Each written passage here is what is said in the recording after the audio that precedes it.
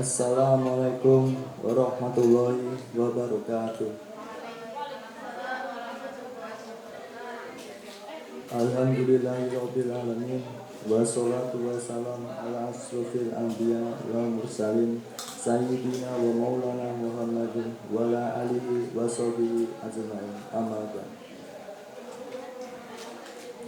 Sebagai hamba Allah yang beriman, marilah kita panjatkan puja dan puji syukur kepada hadirat Allah Subhanahu wa taala yang telah memberikan kita kekuatan, kesehatan lahir dan batin kepada kita semua sehingga kita dapat berkumpul di sini dengan sehat walafiat.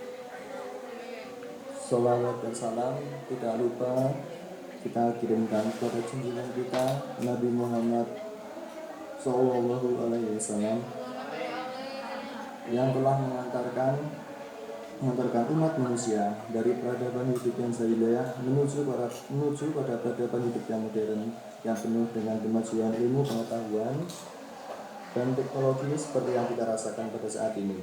Semoga kita semua termasuk hambanya yang taat yang berhak mendapatkan syafaatnya di hari akhir kelak. Amin. Dan buat sekalian, malam hari ini saya akan memberikan khotbah dengan tema bagaimana menjadikan Rasulullah sebagai idola kita.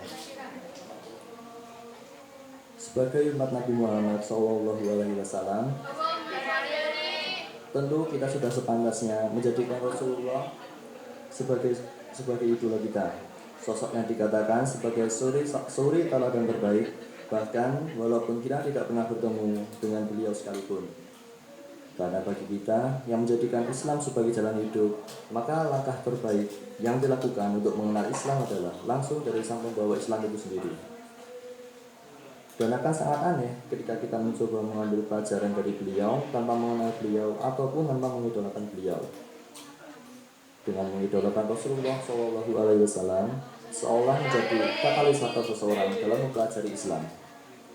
Dalam suatu hadis yang diriwayatkan oleh Anas ibnu Malik radhiyallahu anhu bahwa Rasulullah SAW bersabda, yang artinya, sungguh beruntung sekali orang yang beriman kepadaku dan pernah melihatku. Sungguh beruntung sekali orang yang beriman kepadaku dan belum pernah melihatku sampai 7 kali. Hadis tersebut membawa kabar gembira untuk kita umat Nabi Muhammad SAW di zaman sekarang yang tidak pernah sekalipun bertemu beliau. Kita jauh lebih beruntung dari umat terdahulu yang beriman kepada Rasul dan telah melihat beliau, namun dengan syarat bahwa kita harus beriman kepada Rasul. Bahkan Nabi SAW mengulang sampai 7 kali, seolah hal ini benar-benar menekankan bahwa kita adalah umat yang beruntung. Dalam beriman kepada Rasul, salah satu indikatornya adalah adanya rasa cinta kepada Rasulullah di dalam hati kita. Namun, mari kita jujur, bertanya kepada hati kita masing-masing. Sudahkah kita mengidolakan Rasulullah? Atau minimal, sudahkah kita mengenal Rasul? Di zaman sekarang, kita telah banyak membiaskan kecintaan dan juga keidolaan kita. Sedikit dari kita yang benar-benar mengidolakan sang uswatun hasanah. Sedangkan banyak dari kita yang mengidolakan artis atau penyanyi atau siapapun yang sama sekali tidak membuat kita tergerak untuk mempelajari Islam. Kita terlalu disibukkan dengan hal yang sifatnya duniawi sehingga kita lupa dengan Rasul kita sendiri. Padahal di hari akhir nanti Rasulullah SAW lah yang mampu memberi syafaat kepada kita, bukan artis ataupun penyanyi yang kita kenal maupun kita idolakan. Dan bagaimana mungkin kita mendapatkan syafaat dari Rasul sedangkan kita tidak mengenal dan mengidolakan beliau? Dari Anas bin Malik radhiyallahu anhu, dari Nabi SAW bersabda, ada 3 perkara yang apabila perkara tersebut ada pada seseorang, maka ia akan mendapatkan manisnya iman. Yaitu, barang siapa yang Allah dan Rasulnya lebih ia cintai dari selain keduanya. Kedua, apabila ia mencintai seseorang, ia hanya mencintainya karena Allah. 3, ia benci untuk kembali kepada kekufuran setelah Allah menyelamatkannya sebagaimana ia benci untuk dilemparkan ke dalam neraka. Hadis tersebut menunjukkan betapa pentingnya kecintaan kita kepada Allah dan Rasulullah SAW. Dari kecintaan itulah kita sebagai umat Nabi Muhammad akan merasakan manisnya iman dan juga menjadikan kita mempelajari Islam secara utuh dan dalam. Bagaimana cara agar mudah mencintai Rasul? Dalam mengidolakan Rasul, memang dibutuhkan proses dan keteguhan hati yang dilakukan dengan segenap jiwa.